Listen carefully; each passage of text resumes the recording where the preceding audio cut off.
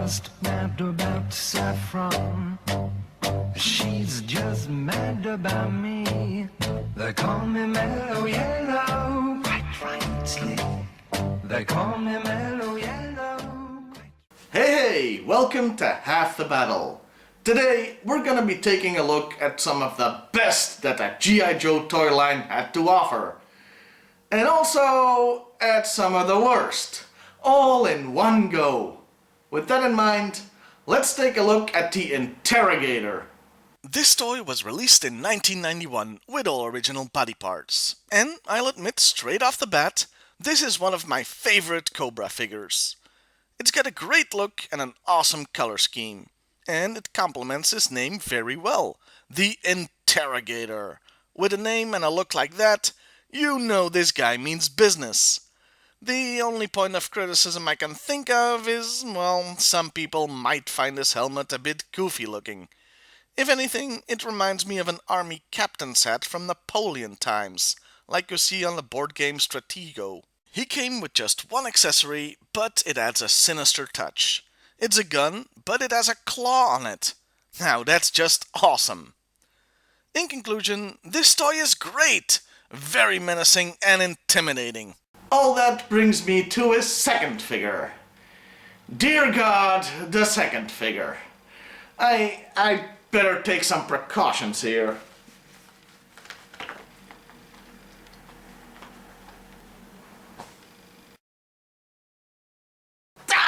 My eyes! The goggles do nothing! Yeah, talk about a change in tone.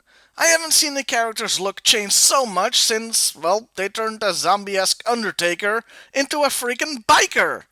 I mean, I've seen circus clowns with a more subdued look. This guy couldn't intimidate a preschool, let alone an enemy soldier. This is the worst character assassination since All-Star Batman and Robin. I mean, what can I even say here? No, sir, I don't like it. Well, at least it's not orange. When the nicest thing I can say about something is that it's not orange, you know you're in trouble. Well, there is one more nice thing to say about it. It was a mail order exclusive, so at least it wasn't easy to find. Let's just wash our brains of that monstrosity by looking at another Interrogator toy that came out years later, namely in 2006. This guy was part of the Viper Lockdown box set. It depicted the original G.I. Joe, G.I. Jane, and 3 Vipers, as well as the Interrogator. The idea behind the box was that they had been captured by Cobra. It was a very well done box set.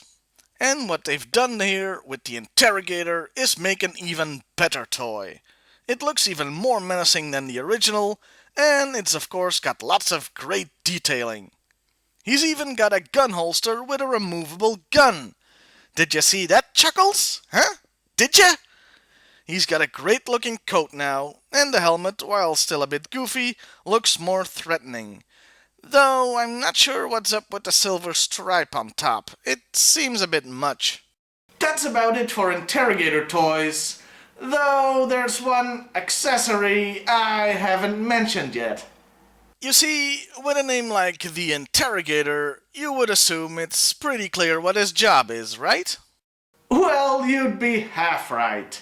I mean, yeah, he interrogates people, but he was also a vehicle driver. And for some baffling reason, he came with this thing. A battle helicopter backpack thingamajig that you could actually launch. I mean, why did they pick this guy? Why did they pick the Interrogator to be packaged with this thing? He has about as much to do with helicopters as Doctor Who has with the Mighty Morphin Power Rangers. Though I am personally grateful he came with this thing, for reasons I'll explain later. With that said, let's move on to the character, and as usual, we'll start with the file card. And the file card straight up admits they don't know where this guy came from. They only speculate that he may have been a rogue psychologist, or even worse, an IRS investigator. Well, it's nice to know that Irwin found work after his wrestling career. The most interesting thing about him are his interrogation techniques. He doesn't resort to brutality, he simply talks to his subjects. He does have help though. His helmet alters his voice and produces LED lights to gradually put his victims into a trance. Essentially, he uses hypnosis. The CIA has notes! Yeah, I actually looked this up, since using hypnosis for interrogation seems like a no-brainer, and I found a paper published by the CIA. Long story short, it wouldn't work.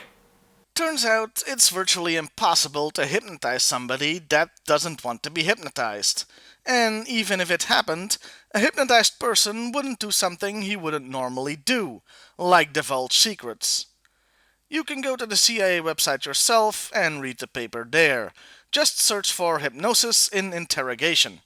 That way, at least I'm not the only one that gets put on watch lists just for googling research for a damn toy review. The last thing I'll say about the file cards concerns the second one. It's not actually his file card. Like with the International Action Team, he shares it with Major Altitude, the other toy that was part of the mail-in set. It mostly talks about the battlecopters fighting for control over the skies of Europe. Which I find particularly funny, because those mail-in sets didn't actually come with any damn helicopters. I can be very brief about his cartoon appearances. He only showed up in one episode of the Deke series. Yeah, this was pretty common with the Deke show. A character would show up for one episode, or sometimes even just one scene, to plug the toy, and is then never heard from again. So was the fate of the Interrogator. And in his one appearance, he didn't interrogate anybody. He convinced some people to help Cobra, and he persuaded the commander to give him a pay rise.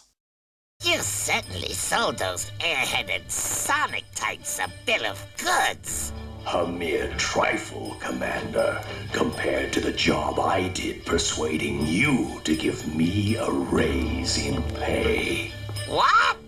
Because that's the level of humor we're dealing with when it comes to the Deke series.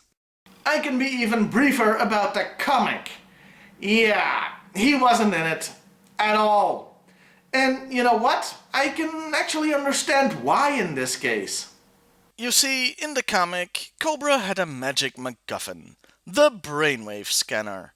One of its many uses was to get information out of people, and it could be operated by, well, just about anybody. Having an interrogator when you have a machine that can literally read your mind and brainwash you would simply be superfluous. So, that's the Interrogator. A very interesting character, and he had some great toys. And one truly awful one. My favorite version is the 2006 one, though I really like the original. In fact, I like the original so much, I've got a whole bunch of them.